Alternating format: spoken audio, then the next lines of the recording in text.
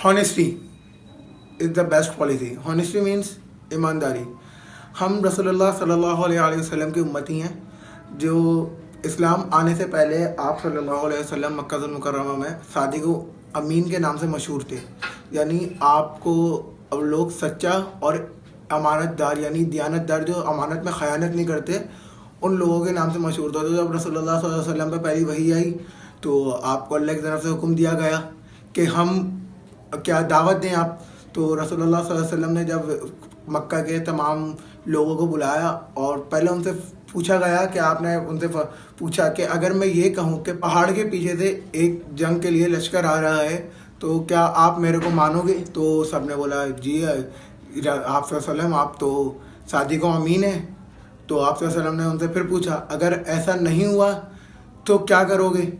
तो बोला गया कि हम अपने आप को अंधा और बहरा समझेंगे, लेकिन ये हम हरगिज़ नहीं मानेंगे कि आप झूठ बोल सकते हैं. यानी आप सल्लल्लाहु अलैहि वसल्लम इतने ईमानदार थे कि कुफ़ार मक्का जो थे वो भी आप पे इतना भरोसा करते थे, इतना कि अपने आप को झूठ और मक्कार मान लेते, लेकिन आप सल्लल्लाहु अलैहि वसल्लम अगर उनसे कुछ बोलते थे तो वो बिल्कुल पक्का था. हम भी उसी रसूलुल्लाह सल्लल्लाहु अलैहि वसल्लम की उम्मती हैं, लेकिन आज हम बेइंतहा मुश्किलात में हैं.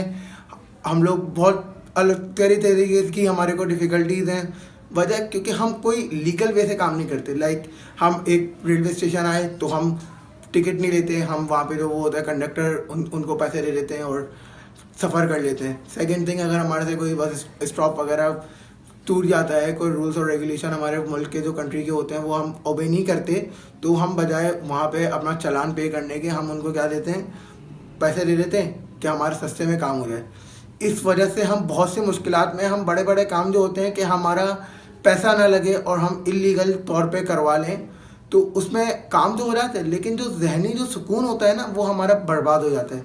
तो बेईमानी और फ्रॉड वगैरह इतने आम हो गए हैं कि अगर हम किसी शॉपकीपर के पास जाके कोई ख़रीदारी करते हैं, कोई ग्रॉसरी लेते हैं, लाइक हमने गोश्त ख़रीदते हैं तो वो जो उसमें जो वज़न होता है उसमें भी वो बेईमानी करते हैं. मतलब कि अगर वो यार आप यहाँ बचा लोगे तो आप अल्लाह के यहाँ क्यों नहीं डरते. अल्लाह से आपको अल्लाह को जवाब नहीं देना. अगर हम किसी सब्ज़ी वाले के पास जाते हैं तो वो सब्ज़ी ख़राब दे देता है. अगर ऐसा होता है कि अगर हम किसी गवर्नमेंट प्लेस पे गए हैं, लाइक हम किसी गवर्नमेंट उसमें इंस्टीट्यूट में चले गए, हमारे को कोई डॉक्यूमेंटेशन का काम है, या हमारे को किसी क्लिनिक में चले गए गवर्नमेंट हॉस्पिटल के, तो वहाँ भी अगर आपके कोई रेफरेंस नहीं होगा या आपके पास कोई आप उनको लालच नहीं देंगे तो आपका काम नहीं होता.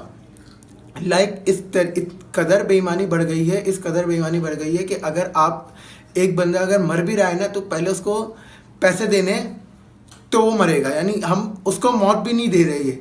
मतलब अगर कोई मर जाता है गवर्नमेंट हॉस्पिटल में या कोई बिल्कुल इमरजेंसी में होता है तो हम बजाय उसके कि यार वो इमरजेंसी में है, वो ज़िंदगी मौत के दरमियान है, कि उसको हम जाने दें. नहीं, हम क्या बोलते हैं यार, कोई अगर आके पीछे से जो कंपाउंडर है या वहाँ पे जो मैनेजर है, सुपरवाइज़र वगैरह, उसको 5,000 रुपये पकड़वा देते हैं, चल भाई आपका काम हो गया. और जो बेचारे गरीब हैं, जो बेचारे पीछे बैठे हुए हैं, वो 5-5, 6-6 घंटे बैठे हुए हैं. जो मर रहा है वो मर गया, लेकिन जिसके पास पैसा है, जो बेईमानी से काम कर रहा है, उसका काम फ़ौरन हो. एक छोटी सी कहानी है कि एक इलाके में 2 दूध की दुकानें थी. अब उसमें जो एक जो था ना दूध वाला, उसने फैसला करा कि आज से मैं ईमानदारी से दूध बेचूंगा, और जो दूसरा था वो दूध में पानी मिला के बेचता था. तो जब वो बेचने लगा तो लोग जो थे वो इस इलाके के, उन्होंने बोला भाई ये तो दूध ही गलत बेच रहा है, जो ईमानदारी से बेच रहा था दूध, इसकी दुकान ही बंद करवा दो. यानी अब लोगों की जब उन्होंने वो दूध पिया तो वो उनकी तबीयतें ख़राब हो गई, उनको उल्टियाँ हो गई, फूड पॉइजनिंग हो गई. क्यों? क्योंकि वो दूध गाढ़ा था, वो दूध खालिश था. तो लोगों ने बोला भाई ये तो दूध शायद इसमें कोई गलत चीज़ मिला के दे रहा है जो इतना गाढ़ा दूध है. और तो लोगों ने उसके पास गए और उसकी दुकान बंद करा दी, मतलब उसको भगा दिया दुकान बंद करवा के. यानी लोगों को इतनी, हमारे को बेईमानी की इतनी आदत हो गई कि अगर कोई शख्स ईमानदारी पे है ना तो हम बेईमान को अच्छा समझते हैं और ईमानदार को बुरा समझते हैं. ये हम लोगों को इस बारे में सोचना चाहिए, वरना हमारा जो आगे जो हमारा फ्यूचर है वो बहुत ज़्यादा मुश्किलात का सामना करना पड़ेगा। हमारे से ये दुआ है कि अल्लाह हमें राह हक पे रखे और ईमानदारी पे रखे। और at the end hope you all like the video, be honest, remember me in your prayer.